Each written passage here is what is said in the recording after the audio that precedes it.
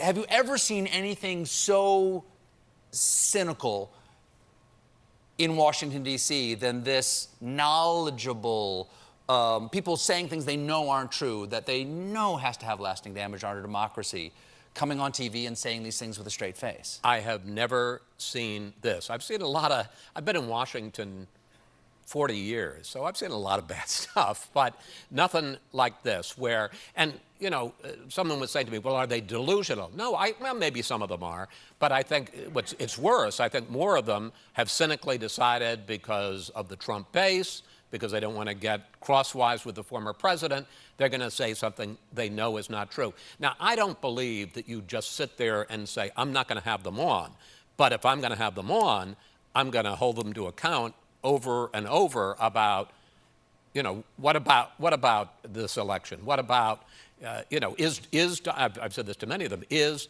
Joe Biden the duly elected president of the United States? And they'll say, well, he's the president. I say, no.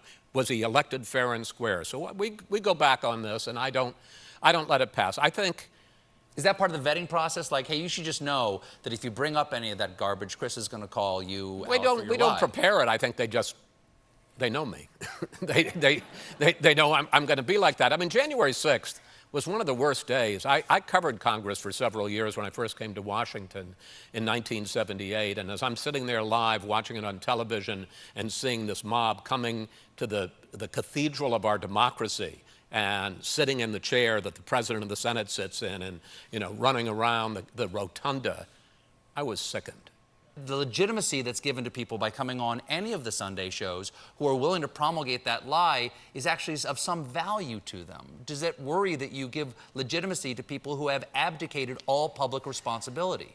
Well, there are plenty of people who, you know, were the leaders in the Congress of challenging it that I just have not had on the show ever since then, and have purposely not had on the show because I don't, frankly, want to hear their crap. But having said that, there are some leaders that, you know, that you have to ask them questions. There are people in leadership in the Senate, but I won't let them come on without putting them through the ringer. Here's Fox host Chris Wallace calling out those Republicans who continue to give oxygen to this day about the big lie that the election was stolen from Trump.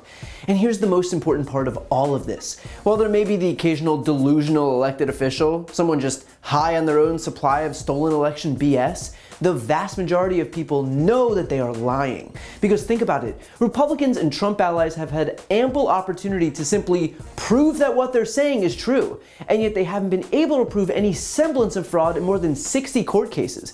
Bill Barr's DOJ said there was no fraud, the DHS's cybersecurity unit agreed, and there were numerous recounts and audits, all of which validated the original numbers. At some point, you just have to be able to take no for an answer when the facts simply aren't aligning with your conspiracy theories. And yet the fact that none of this has stopped Republicans from repeating these claims is all the proof you need that it's not actually about the facts, it's about the disinformation campaign. That is the point. We could literally sit here and count each and every ballot from 2020 one by one, and it still wouldn't make a difference to these people because they already know that what they're saying is bullshit. But the point is just manipulating their base because it serves as a means to a couple of ends. First of all, it protects Trump's image so that if and when he decides to run in 2024, he won't seem like such a loser. He's more marketable if he was the victim of election theft than the reality, which is just that he's simply the guy who lost by 7 million votes. And second, the big lie serves as a pretext to pass voter suppression bills across the country behind a facade of being voter integrity bills. And if they stop pretending that the election was stolen, then they lose their justification to pass these bills. And so even though the election wasn't stolen in 2020, these bills will help Republicans to steal subsequent elections by preventing as many people as possible from being able to cast ballots. So again, the point here isn't the facts surrounding the big lie, the point is spreading the big lie regardless of those facts. But it's not just these Republican politicians who are responsible for lending credence to the big lie. The news outlets that continue to give these people platforms are just as culpable. And while to Chris Wallace's credit, he has held their feet to the fire, think about every other big lie promoter that's been on every other outlet with minimal pushback, getting a national platform to continue spreading the lie. And of course, some hosts will try to fact check them, but again, as I just explained, the fact checks won't mean anything because it's not about them actually trying to air a legitimate grievance. It's about them promulgating a disinformation campaign that will benefit them moving forward. Why the media insists on remaining one step behind these lying Republicans is exactly why this lie continues to exist. The fact is that the media needs to be able to recognize that they are being used by the people whose sole objective is to get in front of as many people as possible and just say the lie. They don't care if they get fact-checked because the honest truth is that their audience doesn't trust the people doing the fact-checking anyway. In fact, if a Republican senator like Josh Hawley was called out by Chris Cuomo for lying, it would probably help Josh Hawley among his audience.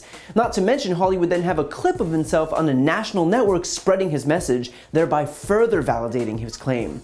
The answer is not to give these people a platform from which they can spew lies, it is to starve them of the oxygen that they so desperately need. Or at a bare minimum, the media could learn how to adequately call these people out. And no, that's not just them asking whether Joe Biden won the last election. It is doing the job of a journalist and forcing their guests to answer for the fact that they are lying, that they've had more than enough opportunities to prove their claims, that they've been swatted down 6 times in the courts, that Trump's own federal government disputes what he said, that the recounts and audits 2, 3, 4 times over prove the original counts, that they never disputed their own elections on the same exact ballot, and yet somehow Trump's election was rigged. There are ways to do this effectively if the goal is truly to hold truth to power, but unfortunately, that's not what's happening in the media today, and that lack of competence is going to have dangerous consequences moving forward. So look, I get that there's an obsession with both sides in today's media ecosystem, but both sides are not the same. If you have one side that's saying 2 + 2 is 4, and the other side saying 2 + 2 is 915, then this is not a clash between the right and the left, it's not a dispute about the numbers, it's not Democrats and Republicans refusing to agree, it is one side telling the truth and the other side lying. Just because one side chooses to lie doesn't validate that lie. It only means they should be called out for lying.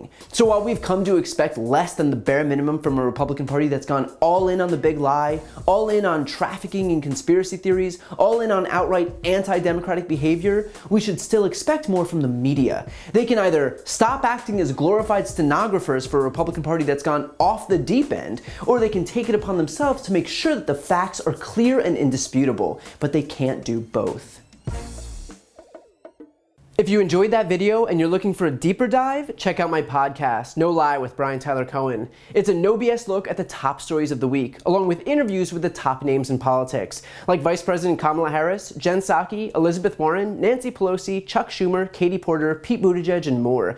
Again, that's No Lie with Brian Tyler Cohen, available anywhere you listen to podcasts. Also, if you want to see more videos like this one, click the subscribe link right here on this screen to join the more than 1 million people who've already subscribed to my channel.